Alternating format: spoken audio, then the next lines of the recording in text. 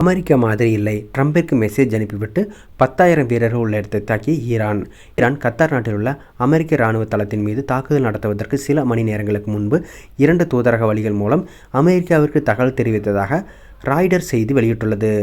அமெரிக்க அதிபரிடம் தெரிவித்த பின்பே ஈரான் இந்த அட்டாக்கை செய்ததாக தகவல் வெளியாகியுள்ளது. ஈரான் கத்தாரில் உள்ள அல் உடீத் விமான தளத்தில் ஏவுகணை தாக்குதல் நடத்தியதை அடுத்து அமெரிக்க அதிபர் டொனால்ட் ட்ரம்ப் வெள்ளை மாளிகையில் சுச்சுவேஷன் அறையில் உயர்மட்ட அதிகாரியுடன் நிலைமையை கண்காணித்து வருகிறார்.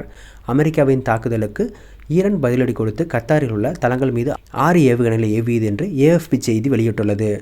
ஜூன் 23, 2025 அன்று ஈரானிய அணுசக்தி தளங்கள் மீது அமெரிக்கா நடத்திய வான்வெளி தாக்குதலை தொடர்ந்து ஈரான், கத்தார் மற்றும் ஈராக்கில் உள்ள அமெரிக்க இராணுவ தளங்கள் மீது ஏவுகணைகளை ஏவியது. ஆபரேஷன் பெஷராத் ஃபதா என்ற பெயரில் இந்த தாக்குதல் நடத்தப்பட்டது. கத்தாரில் உள்ள அல் உடீத் விமான தளத்தின் மீதான தாக்குதல் தான் இதில் முக்கியமானதாக பார்க்கப்படுகிறது.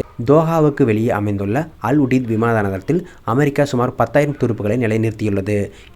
இது மத்திய கிழக்கில் உள்ள மிகப்பெரிய அமெரிக்க இராணுவ நிறுவலாகும்.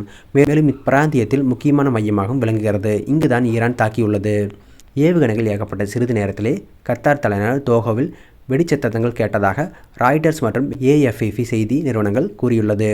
அமெரிக்க விமான தளத்தினை குறிவைத்து ஏவப்பட்ட ஏவுகணைகளை இடமறித்துவிட்டதாக கத்தார் கூறியதுடன் ஈரானின் நடவடிக்கைக்கு கண்டனம் தெரிவித்துள்ளது. முன்னதாக கத்தார் தனது வான்வெளியை தற்காலிகமாக மூடியது. பாதுகாப்பு அச்சுறுத்தல் காரணமாக தங்கள் குடிமக்கள் பாதுகாப்பாக இருக்கும்படி அமெரிக்க மற்றும் பிரிட்டிஷ் தூதரகங்கள் அறிவுறுத்தியதை அடுத்து இந்த நடவடிக்கை எடுக்கப்பட்டது. இந்த திடீர் எச்சரிக்கையால் தோஹா முழுவதும் பள்ளிகள், பல்கலைக்கழகங்கள், அலுவலகங்கள் என பல நிறுவனங்கள் ஊழியர்களையும் மாணவர்களையும் மறு அறிவிப்பு வரும் வரை வீட்டிற்குள்ளே இருக்கும்படி அறிவித்துள்ளது. ஈரான் மீதான தாக்குதலில் அமெரிக்கா பயன்படுத்திய அதே எண்ணிக்கையிலான குண்டுகளை திருப்பி தாக்குதலில் பயன்படுத்தியதாக ஈரானின் உச்ச தேசிய பாதுகாப்பு கவுன்சில் தெரிவித்துள்ளது.